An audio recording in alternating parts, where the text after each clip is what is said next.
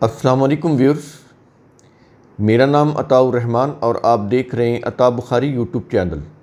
قرآن کریم کی مسلسل ایکسپوزیشن کے سلسلہ میں آج ہم سورہ المائدہ کی آیت نمبر 72 کی ایکسپوزیشن کریں گے۔ اس آیت میں عیسیٰ علیہ السلام سے متعلق بات کی جا رہی ہے،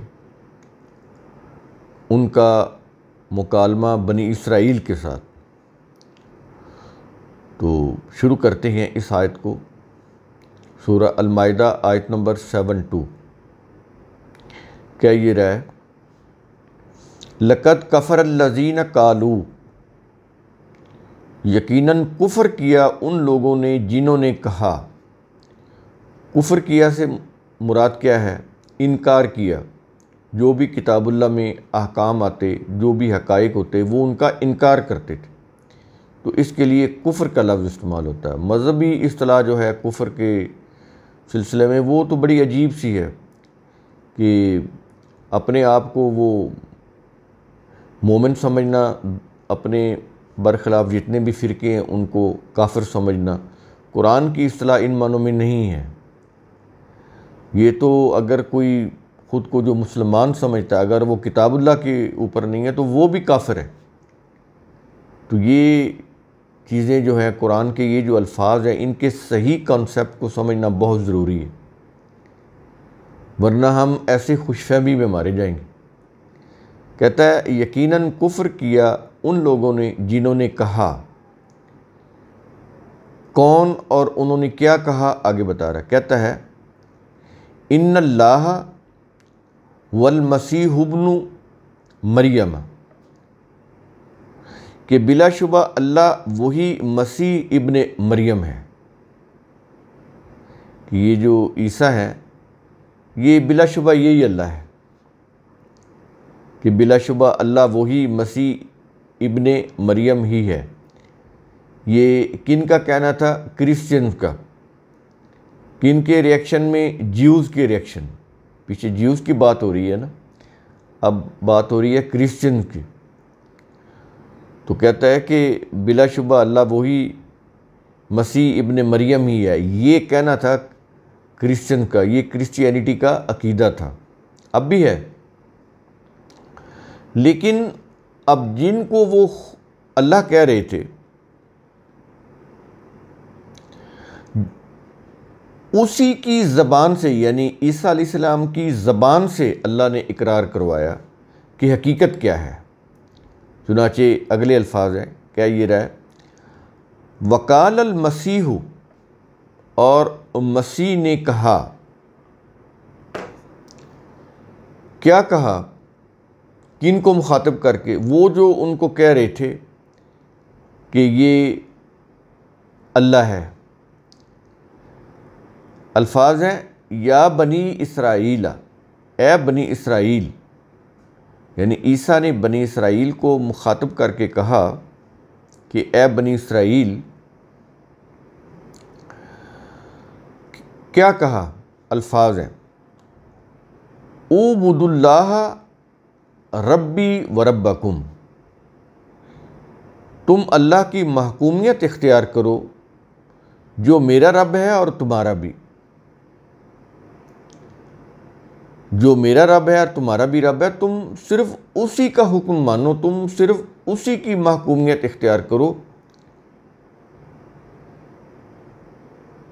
میں تو یہ بھی نہیں کہتا کہ تم میرے محکوم ہو، میری محکومیت اختیار کرو۔ میں تو خود اللہ کے احکام کا محکوم ہوں، اس کے حکم کا غلام ہوں۔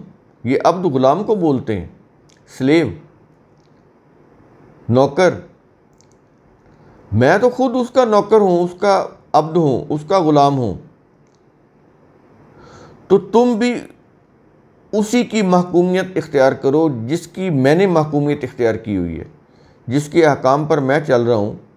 وہ میرا بھی رب ہے، تمہارا بھی رب ہے، لہٰذا تم کسی اور کی محکومیت اختیار نہ کرو، ایون کہ میری بھی نہیں، کو جا کہ تم مجھے اللہ بنا لو۔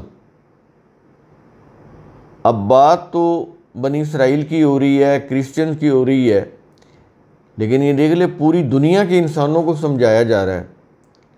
ایکچولی مائنڈ سیٹ کی بات ہو رہی ہے۔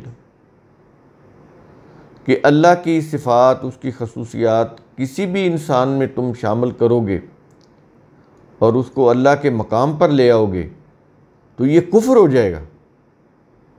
آج ہمارے ہاں فرقے جو ہیں وہ انہوں نے ایک فرقہ نے یعنی کچھ فرقہ نے رسول کو اللہ کے مقام پہ رکھا ہوا ہے اور ایک فرقہ نے علی رضی اللہ عنہ کو اللہ کے مقام کے اوپر رکھا ہوا ہے۔ قرآن بتا رہا ہے یہ کفر ہے، اندازہ لگائیں۔ اور اس کے بعد کیا یہ رہا ہے کہ اِنَّهُ مَن یُشْرِک بِاللَّهِ، بلا شبہ جو کوئی اللہ کے ساتھ کسی کو شریک ٹھہراتا ہے،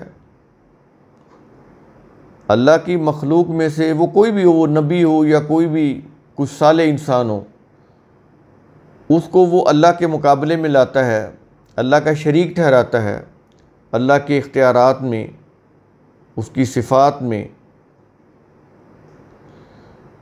شریک ٹھہراتا ہے کہ جو اختیارات اللہ کے پاس ہیں وہی ان بزرگوں کے پاس ہیں، تو یہ شریک ٹھہرانا ہو گیا نا۔ تو پھر ہوتا کیا ہے، اس کا نتیجہ کیا ہوتا ہے؟ پیچھے بتایا یہ کفر ہے، اب بتایا جا رہا ہے کہ یہ جو عمل ہے یہ کرنا شرک ہے، اور اس کا نتیجہ کیا ہے؟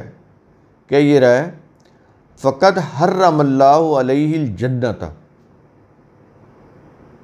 تو یقیناً اللہ نے اس پر جنت حرام کر دی۔ جو بھی اس طرح کا عقیدہ رکھتا ہے، یہ مذہبی عقائد ہے نا جس کی قرآن تردید کر رہا ہے، تو کہہ یہ رہا ہے کہ اس کے اوپر تو پھر جنت حرام ہو جاتی ہے۔ جنت حرام ہونے سے مراد ہے اس دنیا کے اندر جو جنتی معاشرہ ہے وہ پھر جنتی معاشرہ نہیں رہتا اگر ایسے لوگوں کی اکثریت ہو جائے، کیونکہ کفر اور شرک سے معاشرے کے اندر، سوسائٹی کے اندر انتشار پیدا ہو جاتا ہے، اس میں پھر وہ جنت کا جو سکون ہوتا ہے، امن ہوتا ہے، وہ پھر نہیں رہتا۔ انسانیت کی جو وحدت ہے، یونٹی ہے، وہ اللہ کو ایک ماننے میں ہے، اس میں ہے کہ کسی کو بھی اللہ کا شریک نہ ٹھہرایا جائے۔ اگر اللہ کا شریک ٹھہرایا جائے، ایک فرقہ کسی ایک چیز کو یا انسان کو شریک ٹھہراتا ہے تو پھر دوسرا فرقہ کسی اور انسان کو اللہ کا شریک ٹھہرائے گا، اس سے کئی فرقے بنیں گے، معاشرے کا امن اور سکون برباد ہو جائے گا، جنتی زندگی چھن گئی تھی۔ یہی تو بات بتائی جا رہی ہے قصہ آدم کے اندر کہ انہوں نے اختلاف کیا، باہمی اختلاف، تو اس اختلاف کا نتیجہ کیا ہوا کہ ان کے درمیان دشمنی پیدا ہوئی، اور ان سے وہ جو جنت کا اعلیٰ مقام ہے، جو ان کا اعلیٰ مقام تھا، جس میں وہ جس اعلیٰ مقام پر وہ فائز تھے، وہ اس سے نیچے گر گئے۔ انہوں نے اس کے بھی قصے بنا کر ببلیکل سٹوریز سے لے کے اس کا جو معنی اور مفہوم تھا، جس کے اندر بڑا ہی لیسن تھا، وہ اس کو ہی بدل دیا اور قصوں کی نظر کر دیا۔ تفاسیر کے اندر، تراجم کے اندر یہی ہوتا ہے۔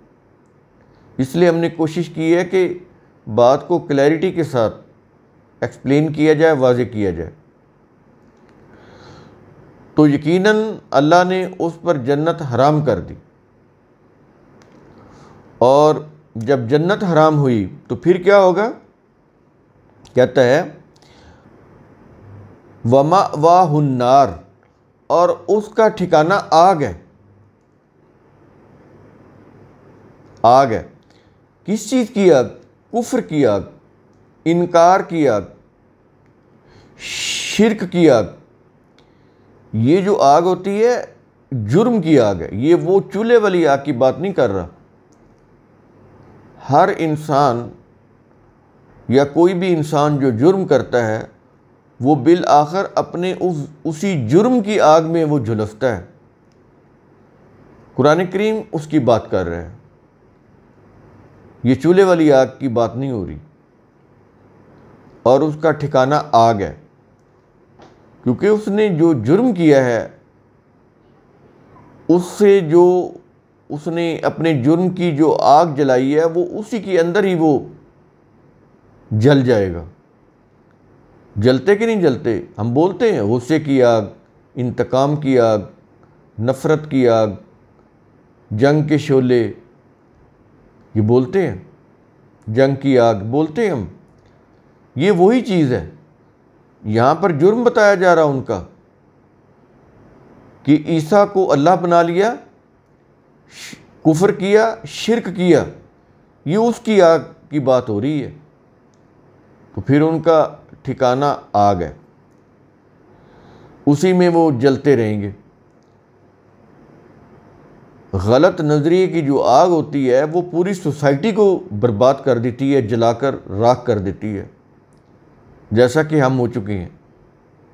نہ ہمارے ہاں کو اخلاقیات ہے، نہ تہذیب ہے، نہ تمدن ہے،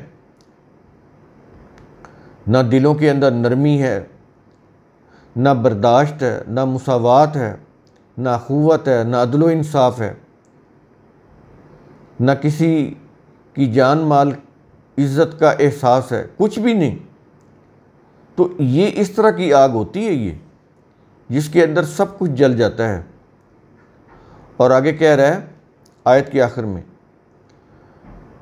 وَمَا لِلظَّالِمِينَ مِنْ أَنصَارٍ، اور ظالمین کا کوئی مددگار نہیں۔ آج ہے ہمارا کوئی مددگار؟ جو قوم بھی غلط روش اختیار کرے گی تو باقی اقوام بھی اس کی مددگار نہیں ہوگی، اللہ کا قانون بھی اس کا مددگار نہیں ہوگا، اللہ کا قانون مکافات وہ بھی ان کو دھتکار دے گا، کیونکہ وہ صحیح راہ کے اوپر نہیں آنا چاہتے۔ کوئی بھی ہوں، جیوز ہوں، کرسچنز ہوں، ہم نام نہاد مسلمز ہوں۔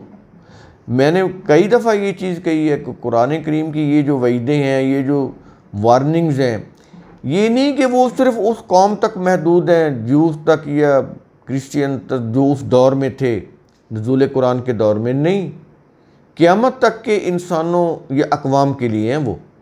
قرآن کریم کسی خاص قوم، کسی خاص علاقہ کی بات نہیں کرتا ہے، وہ لوگوں کے مائنڈ سیٹ کی بات کرتا ہے۔ کسی خاص قوم یا کسی خاص شخص کو نشانہ نہیں بناتا، وہ مائنڈ سیٹ کی بات کرتا ہے۔ جو مائنڈ سیٹ آج بھی ہے، ہر قوم کے لوگوں میں پایا جاتا ہے، چلا آ رہا ہے یہ، وہ اس مائنڈ سیٹ کی بات کرتا ہے۔ جو بھی اس مائنڈ سیٹ کو اپنائے گا اس کا یہی ٹھکانہ ہوگا جو قرآن نے بتایا ہے۔ قرآن کریم کا اصول ثم تتفکروا، اس کی روح سے آپ خود بھی سوچا کریں، سمجھا کریں، غور و فکر کیا کریں۔ شکریہ۔